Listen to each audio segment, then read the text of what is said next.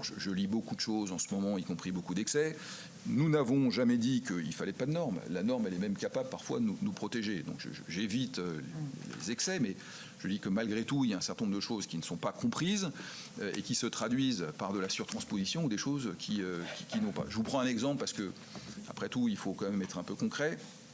Aujourd'hui, et c'est des remontées, parce qu'en ce moment, tout remonte là, mais voilà, en production ovine, quand vous avez deux moutons qui sont dans la même stabulation, donc ils peuvent se toucher, ça pose pas de problème, mais si vous, une fois par an, vous tondez votre mouton, la laine, qui en ce moment est un marché très déprimé, qui trouve peu de débouchés, que vous voulez la garder, la broyer et la mettre au sol pour faire une litière, eh bien c'est interdit parce que la laine, c'est un déchet, aujourd'hui, au sens de la réglementation. Voilà. Bon, cet exemple est un parmi d'autres, mais voilà, l'agriculteur, vous voyez, c'est des choses qu'il a du mal à comprendre, pour des raisons sanitaires essentiellement, concernant la laine. Bon, je pourrais multiplier les exemples, je voulais vous dire pourquoi à un moment ça questionne. Alors, je le dis, tout ça est une question, vous avez bien fait, Madame la Présidente, de le préciser, de sédimentation, c'est-à-dire que ce qui se passe en ce moment est le cumul de règles, de normes, qu'au début vous acceptez voilà, ça râle un peu, mais bon.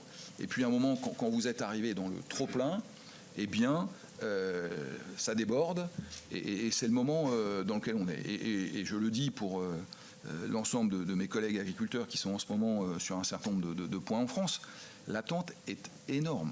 L'attente est énorme, et peut-être même au-delà de ce qu'on imagine.